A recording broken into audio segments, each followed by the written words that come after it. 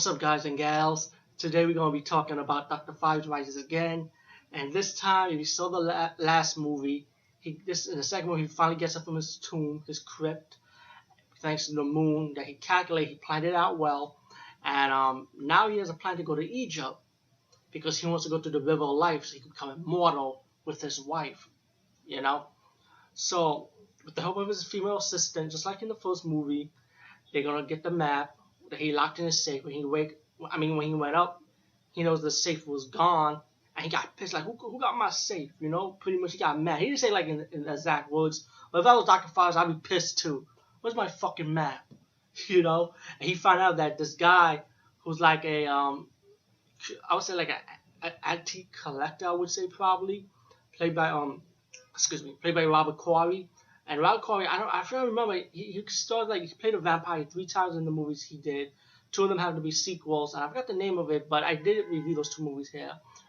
But besides that, Robert Quarry, he got the map now, and he wanted to use the map to find the River of Life, like, you know, so he could become immortal. So he ended up going to Egypt, takes his woman, his friend, and people that want to go into the expedition. While Mr. Price's character was like, okay, you know what? Okay, Dr. Phibes, you know, we're going to go to Egypt too. And when he goes to Egypt, he goes into this cave that he builds that he had it built pretty much. I don't know if he did it by himself. He built this new cave, but if he did, man, you got a lot of time on your fucking hands. I tell you that. But the cave is kind of like similar to his former home from the first movie with the stairs and you got the piano and you got the clockwork orchestras. The clockwork robots, excuse me, I can't say the orchestra's name. Musician, you know, clockwork robots like. And so now they're gonna plot a plan, you know, like trying to get the map, like not to get the map back, but to get the keys, cause he already know where the River of Life is. It's right in his fucking hideout. Anyway, meanwhile, while Corey's character and the people around him searching for the River of Life, Vincent Price, of course, he's gonna kill them. Because they're going to get in his way of his plan, you know, becoming immortal. And Vincent Price is doing it, not his character, Dr. Phibes, is doing it not for him, he's doing it for his wife because he wants his wife to become immortal. Robert Quarry's character, he's doing it for greedy reasons because he wants to be immortal for himself. And as you find out in the storyline, Robert Quarry's character in this movie, guess what? He's 100 years old. Like, he drinks the serum to make him immortal, you know, to live longer. But the serum is running out now, and he needs this River of Life so he could be immortal now. And so that's kind of crazy. So now you got competition. You got Dr. Phibes versus Robert Quarry's character as the both want to battle to become immortal, you know. And while Robert Quarry's character is doing research, you know, people around his expedition dying one by one. And the kill scene in the first Dr. Phibes movie was much better, but in the second movie, you know what? I still enjoy it because it didn't match. You know, you get like scorpion death scenes, which is like it's gonna make you scringe a little bit because this is a scorpion drop down in a guy's pants. You'd be like, oh shit, you know. Coffin squishing, eagle attack, and let's say he plays reminiscences. One of the kills reminiscences to the first Dr. Phibes movie, the Hailstorm. Let's just say he has the sandstorm version of that in this movie.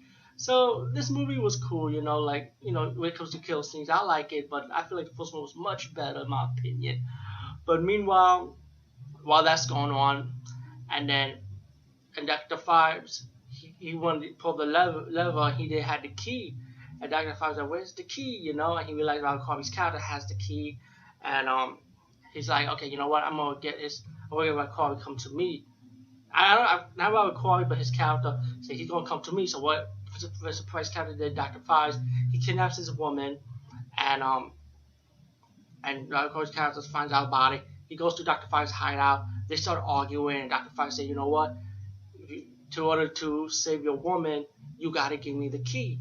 So he had a woman in this trap where the water's flowing up, and the cobra with spikes is gonna stab her. So the only way to save her if Robert Quarry's character gives him the key so he can open the gate so he could go through the River of Life with his woman. And Robert Quarry's character didn't want to do it, like, you know, because he wanted it for himself.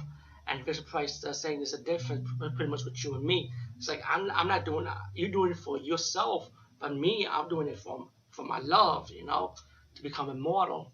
You know, so there was a difference. So Mr. Price's character, Dr. Phibes, tested him out. Like, how much do you love your woman? Do you love her so much that you're gonna give your immortality search for her, or do you don't give a fuck about her that you're gonna continue becoming more for yourself? You know, it's like he's testing his love for this woman, and you know he doesn't want to. And Dr. Phibes' character doesn't want him to make the same mistake that he did. So while Corey's character decided, you know what, I'm gonna save my woman, and he gave Dr. Phibes the key. And by the way, in this movie you got those two police detectives. They're also in this movie as they gone from England to Egypt to be part of the expedition. You know, yeah, silly moment for those two cop guys.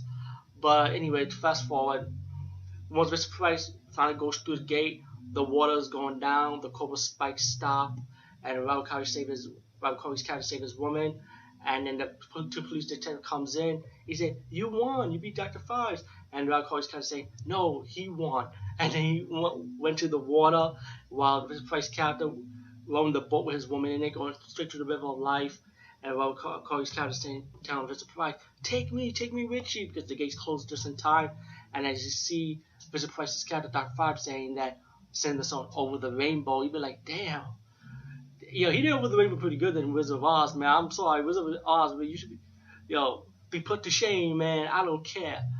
Mr. Price version is epic. It's like, it's no joke. Anyway, you see about Cody's character, like the age is wearing off. He's aging, he's getting old, and the credits start rolling up while Mr. Price is Over the Rainbow. You know, all in all, this movie was really good. I did enjoy it. I liked the first movie too. Kill scenes, I like the first movie kill scenes much better, but the second movie kill scenes were good too also anyway. Anyway, Dr. Phibes Rises Again. Of course, check it out, man. If you see the first movie, you gotta check the sequel. Anyway, peace guys, and see you later.